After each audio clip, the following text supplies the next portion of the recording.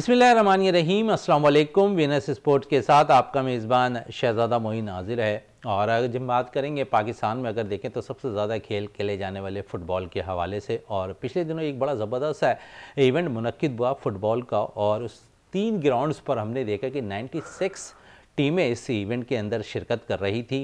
और कराची लेवल के लिए अगर मैं कहूँ तो इससे बड़ा टूर्नामेंट इससे कबल कभी भी नहीं हो पाया। कराची के अंदर एक बड़ा इवेंट ऑर्गेनाइज हुआ पैगाम पाकिस्तान गुल ज़मीन फ़ुटबॉल की जानिब से, और उसमें हमने देखा कि बड़ी ज़बरदस्त कारकर्दगी रही है। यहाँ पर ख़ासकर अगर हम बात करें तो मुस्लिम लीग यूथ लीग की, और उसने बड़ा अहम रोल अदा किया कराची के अंदर, नौजवानों को एक ऐसा प्लेटफॉर्म मुहैया किया जो यकीनन स्पोर्ट्स के लिए बहुत ज़्यादा ज़रूरी होता है। तो आज इसी हवाले से हमारे साथ बात करने के लिए मौजूद हैं मोहम्मद खिज़र खान साहब, मौजूद हैं हमारे साथ, यहाँ पर तशरीफ़ रखते हैं, सदर हैं मुस्लिम लीग यूथ लीग कराची के, ऑर्गेनाइज़र भी हैं गुल ज़मीन फ़ुटबॉल जो टूर्नामेंट खेला गया उसके। आज बहुत कुछ इस इवेंट के हवाले से भी इनसे बात करेंगे।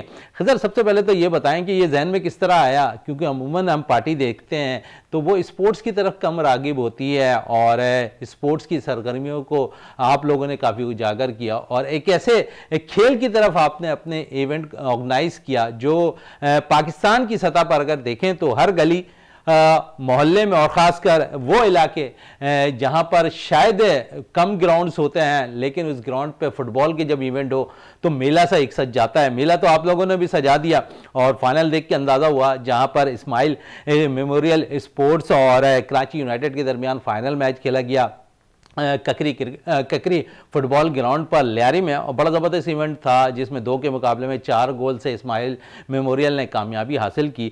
ओवरऑल इस इवेंट के हवाले से बताएं मुझे, क्योंकि इसमें एक बहुत बड़ा कंट्रीब्यूशन आप लोगों का रहा, खासकर 96 टीमें अरेंज करना इतना आसान नहीं होता।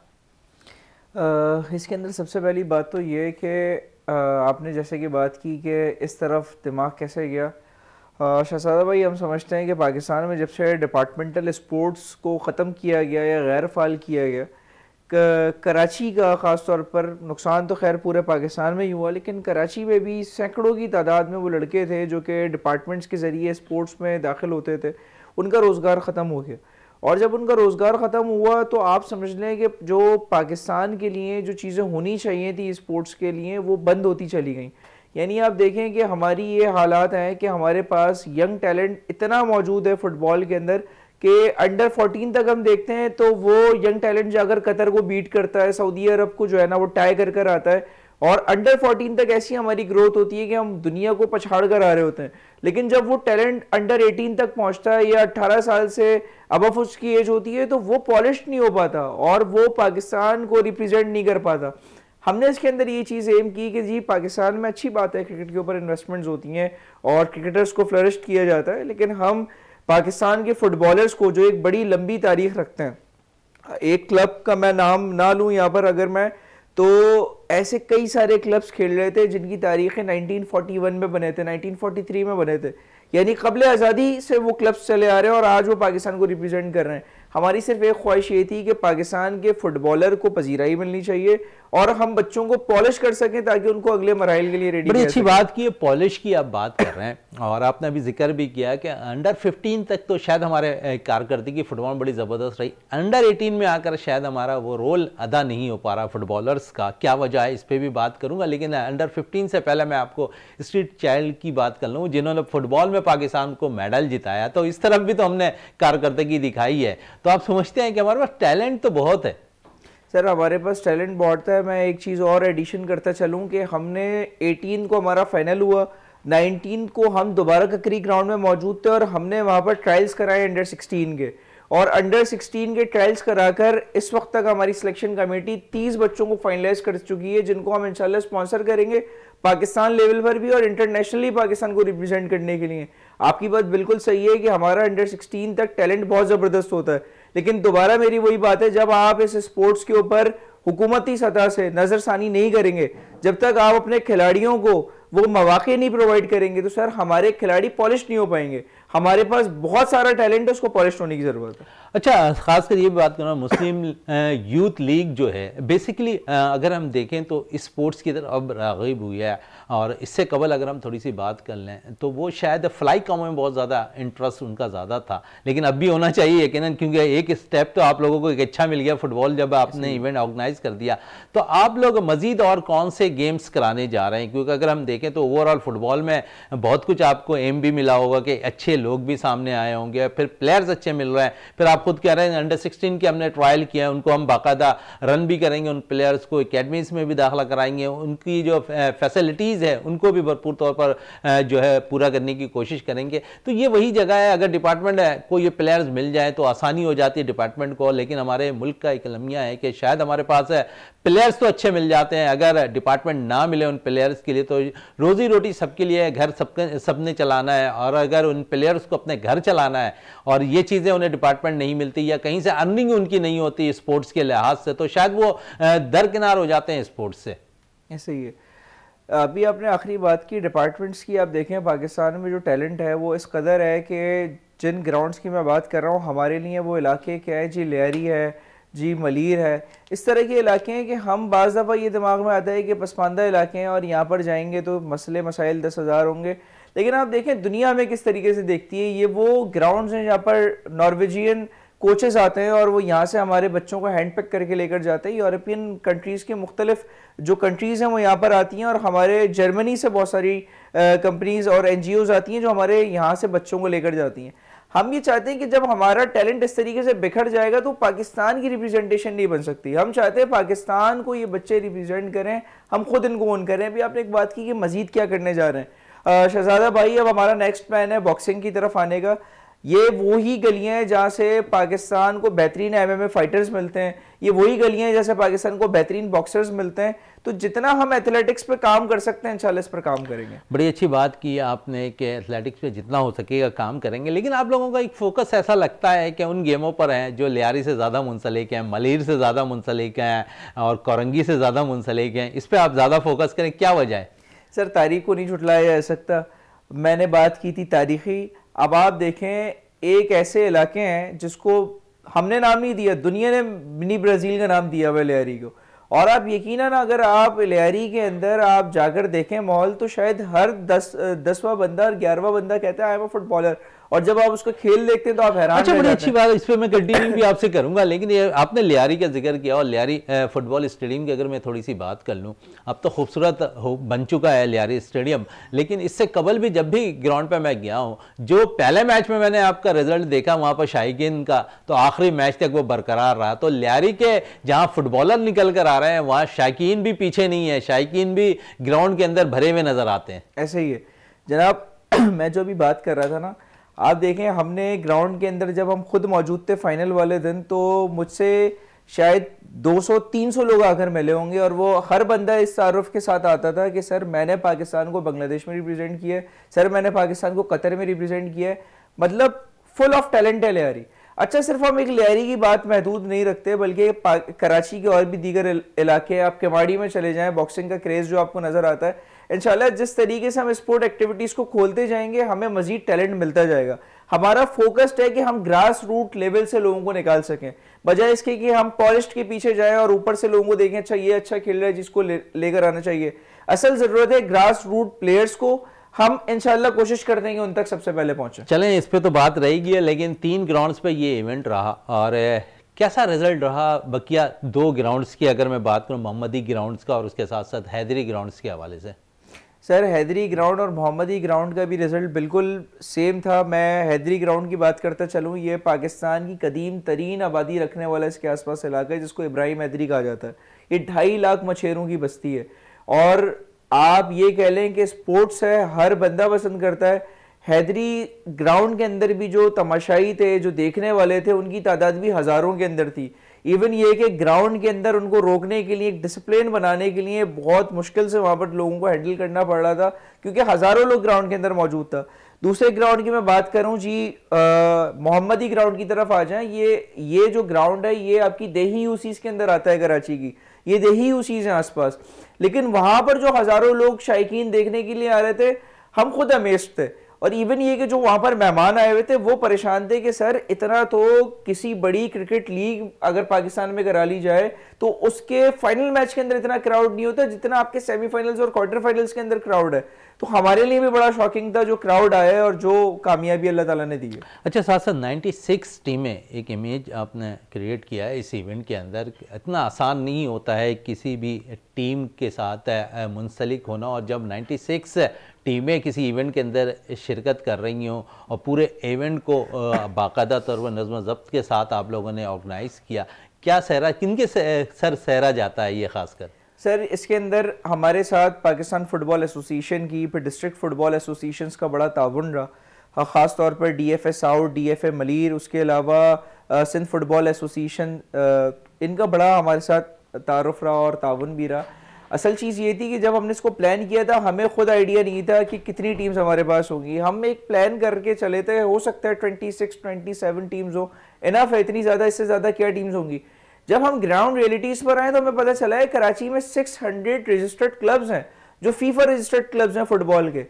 तो जब हमने 96 प्लान किया तो उसके बाद भी हम पर इतना प्रेशर था कि सर इस टीम को भी खेलना चाहिए, ये इतनी सीनियर टीम है, ये इतनी पुरानी टीम है।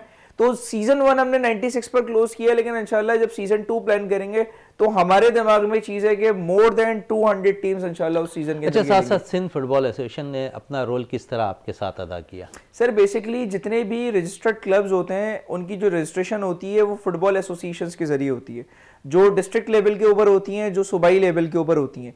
तो उसके अंदर उनका बड़ा अच्छा किरदार हमारे साथ ये था कि जो टीम से जो रजिस्टर्ड क्लब्स थे वो हमारे साथ आए, और कोई भी इस तरह का क्लब उसके अंदर मौजूद नहीं था जो कि रजिस्टर्ड ना हो। तो ये एक बड़ी जो SOPs फॉलो की जाती हैं, जो फीफा के रूल्स एंड रेगुलेशंस फॉलो किए जाते हैं, तो वो हमने एसोसिएशंस के साथ मिलकर इसको फॉलो किया। अच्छा, सेमीफाइनल का भी मैं आपसे थोड़ी सी बात करूंगा, फाइनल पे भी आते हैं। सेमीफाइनल में पहले बात कर लेते हैं कि 4 टीमें एक इवेंट के अंदर सेमीफाइनल खेल रही थी। ओवरऑल इन 4 टीमों के हवाले से क्या कहेंगे? अगर हम देखें तो फाइनल 2 बड़ी टीमों के दरमियान था, लेकिन अगर मैं कराची की बात करूँ तो कराची यूनाइटेड का नाम एक बहुत बड़ा नाम है फुटबॉल में, खासकर कराची के अंदर। फाइनल में उसे शिकस्त हुई और 2-4 से शिकस्त हुई, कोई मामूली शिकस्त नहीं है। बड़े गोल, अगर 1 गोल से शिकस्त होती तो शायद बड़ा टफ समझा जाता है, लेकिन यहाँ तो 2 के मुकाबले में 4 गोल से इस्माइल मेमोरियल क्लब ने कामयाबी हासिल की है। तो क्या कहेंगे फाइनल के हवाले से? सर बेसिकली ये वाहिद टूर्नामेंट था पाकिस्तान का जिसमें किसी भी टीम ने अगर ये नहीं कहा कि हमारे साथ कोई नाइंसाफ़ी हुई है या हमें टफ टाइम मिला है। इक्वली सारी टीम्स ने एक बड़ा ज़बरदस्त फॉर्मेट खेला, नॉकआउट टूर्नामेंट था, बड़े नीचे से उठकर सारी टीम्स ऊपर तक आई हैं। जब आप बात करना है फाइनल की, फाइनल के अंदर इस्माइल मेमोरियल और कराची यूनाइटेड का मुकाबला हम किसी सूरत नहीं कह सकते कि जो है वो वन साइडेड था। जब फर्स्ट हाफ हमारा चला है तो फर्स्ट हाफ के अंदर 3-0 था, यानी इस्माइल मेमोरियल के 3 गोल से तो दूसरी तरफ कराची यूनाइटेड का 0 गोल थे। लेकिन सेकंड हाफ में जो कमबैक किया कराची यूनाइटेड ने, वो 2 गोल्स और 3 सिर्फ 1 की बराबरी रह गई थी, तो 1 गोल के बाद फिर उन्होंने विन किया। तो ये तो खेल का हिस्सा है, चलता रहता है। तो इस्माइल मेमोरियल भी एक अच्छी टीम है, उसने विन किया, बड़ी ज़बरदस्त बात है। चलें, ये तो था इवेंट के हवाले से। पैगाम पाकिस्तान एक लफ्ज़ आपने इसमें इस्तेमाल किया है, बेसिकली इसका मकसद क्या लेके जा रहे हैं स्पोर्ट्स में? सर पैगाम पाकिस्तान बेसिकली अमन का पैगाम है, और अमन की बात होनी चाहिए। हमारा मुस्लिम यूथ लीग कराची का भी ये एक मौक़िफ़ है कि जी पाकिस्तान में इंतहा पसंदी, दहशत गर्दी, ये सारा कुछ कौम ने बड़ा ज़्यादा फेस कर लिया। आपने अभी थोड़ी देर पहले बात की थी जी लियारी में ही कराने का मकसद क्यों है, लियारी को फोकस करने का मकसद क्यों है। ये लियारी वासी जो हैं इन्होंने एक बड़ी अपनी जिंदगियां गैंग वॉर और ड्रग एडिक्शन और इन चीज़ों के अंदर जो है ना फेस करते हुए गुजारी, अपने बच्चों को बचाते हुए गुजारी हैं। इसी तरह से एक तासुर बन गया है हमारे इन पसमानदा इलाकों के हवाले से, जिसमें मलीर है, लियारी है, केमाड़ी और दीगर कई सारे इलाके हैं कि जनाब यहाँ पर ड्रग एडिक्शन बहुत ज़्यादा है, यहाँ पर दहशत गर्दी बहुत ज़्यादा है। तो हमारा पैगाम पाकिस्तान के ज़रिए ये सारा कुछ करने का सिर्फ एक मकसद था कि हम पूरी दुनिया को तासुर दे सकें कि भाई now we have changed our towns. अब हमारी चीज़ें बदल चुकी हैं, हमारे इलाके बदल चुके हैं। अब वो तासुर ना ले कि ये वही गैंग वॉर वाले इलाके हैं, ये ड्रग एडिक्शन के इलाके हैं, बल्कि एक बड़ी ज़बरदस्त बात है कि जब हमारी जो मेन टीम्स थी, जब उन्होंने विन किया, इस्माइल मेमोरियल के कैप्टन के बड़े ज़बरदस्त शानदार अल्फाज थे, हमारे बलोच भाई, वो कहते हैं कि जी आज फुटबॉल जीत गई और मंशियात हार गई। मैं समझता हूं कि इससे ज़बरदस्त बात कोई नहीं हो सकती। अगली बात उन्होंने की कि जब फुटबॉल के ग्राउंड आबाद होंगे, खेल कूद की सरगर्मियां फाल होंगी, तो आपके अस्पताल वीरान हो जाएंगे। पैगाम पाकिस्तान बेसिकली पैगाम अमन है, और ये वही अमन का पैगाम है जो हम बताना चाहते हैं दुनिया को कि Pakistan is the safest country, और इंशाल्लाह पाकिस्तान के अंदर अब वो नो गो एरियाज वाला कल्चर और ये सारी चीज़ें ख़त्म हो चुकी हैं, बिल्कुल ख़त्म हो चुकी हैं, और अब पैगामी अमन की तरफ जाता हुआ दिखाई दे रहा है। और दूसरी तरफ हम बात करें 96 में से अगर 4 टीम हम हटा दें सेमीफाइनल की, उसके अलावा 92 टीम्स के अंदर कितना टैलेंट आपको नज़र आया इस टूर्नामेंट के अंदर? सर बेतहाशा टैलेंट इनके अंदर मौजूद है। अगर 96 टीम्स की आप बात करें तो ये 1000 से ज़ायद प्लेयर्स बनते हैं, ऑलमोस्ट 1056 प्लेयर्स जो है ना ये बनते हैं। और इसके अलावा सिर्फ 11 प्लेयर्स की टीम नहीं होती, बल्कि एक क्लब के अंदर 200-300 लोग जो है ना उनसे जुड़े होते हैं। मैं बात करता हूँ 600 क्लब्स हैं, आप 96 भी खिला लें और अगर एवरेज भी 100 लोगों का निकाल लें तो 960 लोग 9600 जो है ना वही आपके खिलाड़ी बन जाते हैं।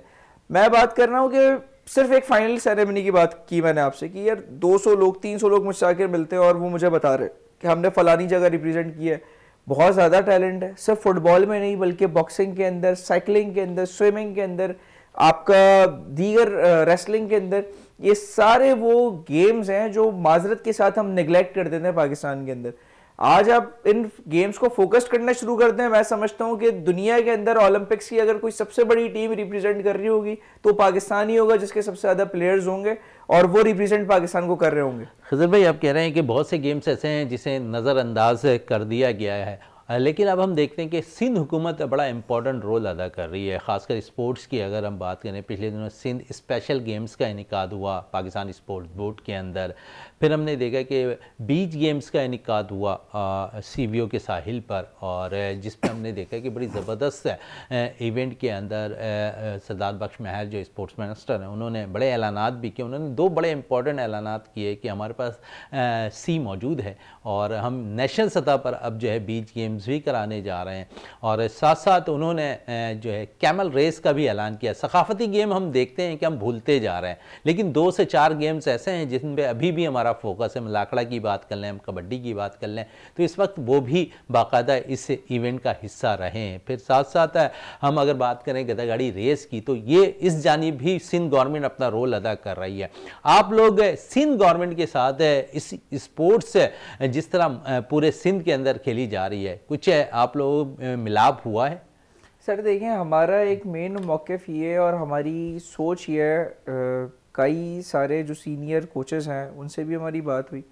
देखिए, टूर्नामेंट कराना असल हल नहीं है किसी भी चीज़ का। किसी गेम्स की एक्टिविटी को आप मुनक़िद कर दें और बस फिर वो टूर्नामेंट एंड हो और आप घर चले जाएं, ये कोई काम नहीं है। हमने भी एक टूर्नामेंट कराकर खामोश नहीं बैठे, बल्कि मैंने बात की कि वेरी नेक्स्ट डे हम ग्राउंड पे मौजूद थे और अंडर 16 के ट्रायल्स करा रहे थे और 30 बच्चों को हम हैंड पिक कर रहे थे स्पॉन्सरशिप्स के लिए। हमारे बच्चों को सर एडॉप्शन की ज़रूरत है इस वक्त। ठीक है, हमारा प्लेयर इस वक्त खेलता है, आता है और उसके बाद वो चला जाता है, उसको सिर्फ 1 दिन का फ़ायदा है, 2 दिन का फ़ायदा है। हमें चाहिए कि हमारी जो गवर्नमेंट है, हम तो सबसे पहले वफाकी हुकूमत से मुतालबा करते हैं कि वफाकी हुकूमत जो डिपार्टमेंटल स्पोर्ट्स उसको फाल करे। अगर तो वफाकी हुकूमत ये काम नहीं कर सकती तो हम सिंध हुकूमत, वफाकी हुकूमत ने तो फाल कर दिया, डिपार्टमेंट का काम है उस पर आप वो उसके ऊपर फोकस किया जाए। हम ये समझते हैं कि अगर उस लेवल से नहीं तो सिंध गवर्नमेंट को उस पर काम करने चाहिए। जो सूबाई आपके डिपार्टमेंट्स बने हुए उनकी टीम्स बननी चाहिए और उनको आप प्रॉपर्ली कॉन्ट्रैक्ट साइन करें प्लेयर्स के साथ और आप उनको पॉलिश करें। अभी आपने बात की जी बीच गेम्स कराए गए, नेशनल गेम्स कराए जाएंगे। सर हमारे पास एकेडमीज की कमी है, हमारे पास कोचेस की कमी है। हमें इन सारी चीजों के लिए प्लेयर्स तो मिल जाएंगे, एक रॉ मटेरियल मिल जाएगा, बट उसको फाइन कौन करेगा? यानी आप समझते हैं कि वर्कशॉप होना बहुत जरूरी है इसके लिए। एग्जैक्टली, हमारे पास वर्कशॉप भी होना बहुत जरूरी है और फिर हमारी जो प्रोडक्ट है उसको फाइन करने के लिए हमें कोचेस की जरूरत है। जैसे आप क्रिकेट के अंदर करते हैं कि ठीक है जी हम बहुत अच्छे हैं, लेकिन फिर भी आप इंटरनेशनल कोचेस को हायर करते हैं।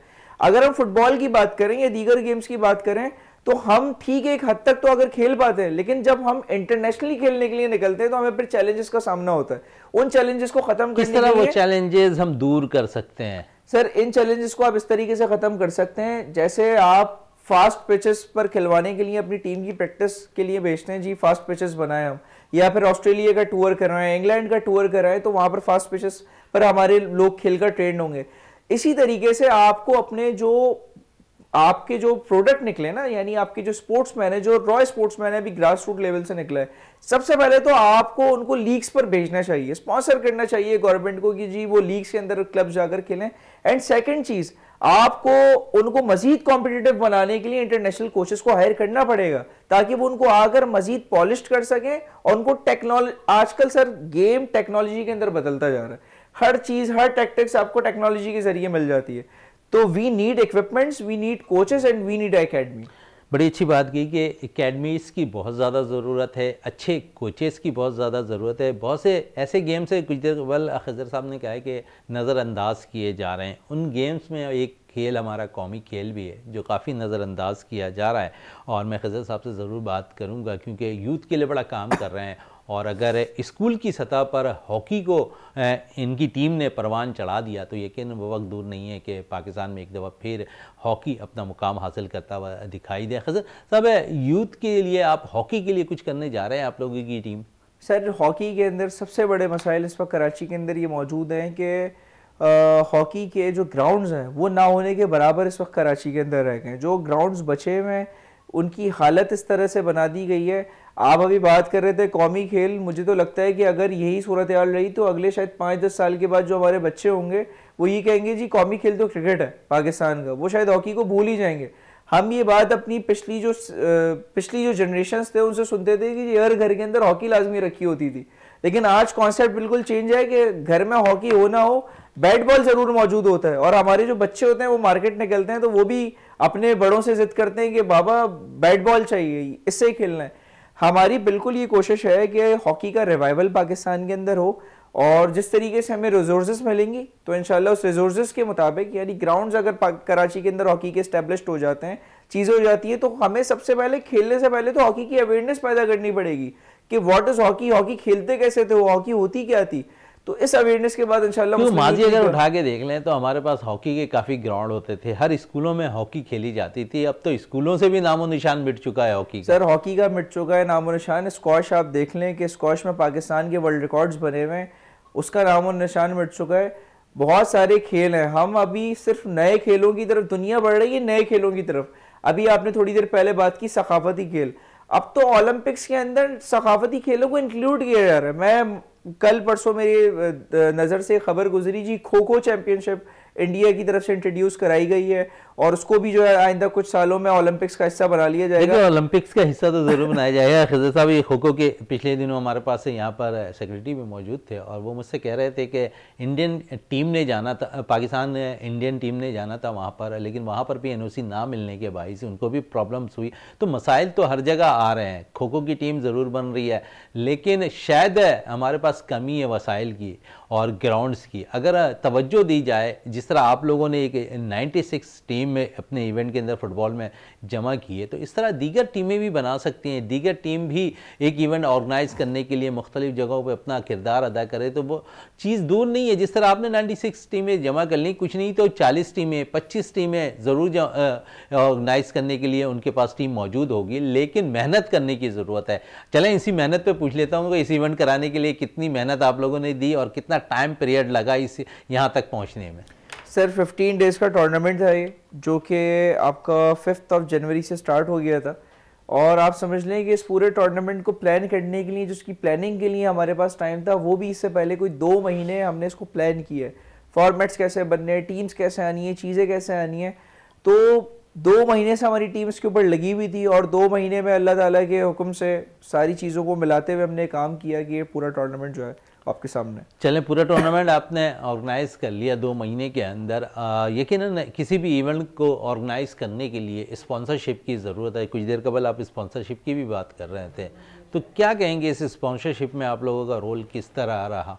देखें, इस वक्त तो हमारा ये पहला सीज़न था, तो इसके अंदर मुकम्मल तौर पर इसके ऊपर जो बजटिंग की गई, जो सारा कुछ किया गया, वो हमने खुद किया, ठीक है। क्योंकि हमारा इसके अंदर मेन जो एम था, हमारा मेन एम ये था कि हमने यहाँ से अपने फुटबॉलर्स को तरजीह देनी है, निकालना है, उनको पॉलिश करना है, ठीक है।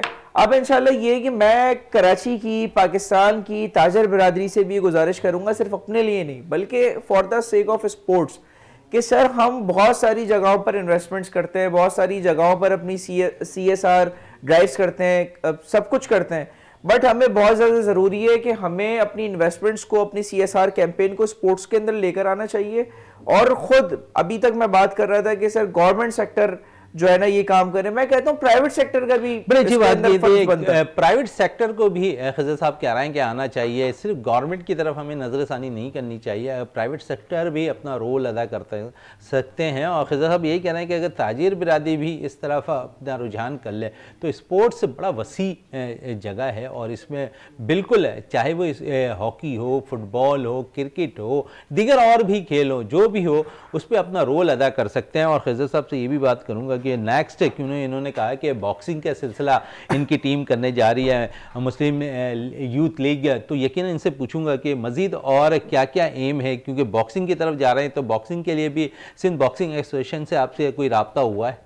सर देखिए, अभी सबसे पहला बुनियादी एम जिस पर हम वर्किंग कर रहे हैं और जिस पर हमने फोकस्ड किया हुआ है कि इसको मुसलसल लेकर चलेंगे, वो चीज़ है कि हम अपनी एक फ़ुटबॉल टीम इस तरह की बनाएं जिसको हम एकेडमी दे सकें, उसको हम कोचिंग दे सकें और उसके बाद उसको ट्रेन कर सकें ताकि वो इंटरनेशनली और डोमेस्टिकली भी जो है वो रिप्रेजेंट कर सके फ़ुटबॉल को अच्छे तरीके से, इंटरनेशनली पाकिस्तान को रिप्रेजेंट करे और डोमेस्टिकली इस गेम को जो है ना रिप्रेजेंट करे। इसके लिए हमने अपना काम शुरू कर दिया है।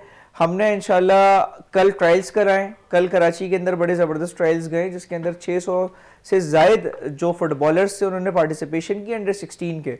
अब हम उनके ऊपर वर्किंग कर रहे हैं, उनको मजीद निखार रहे हैं, पॉलिश कर रहे हैं ताकि इनको आगे बढ़ा सकें।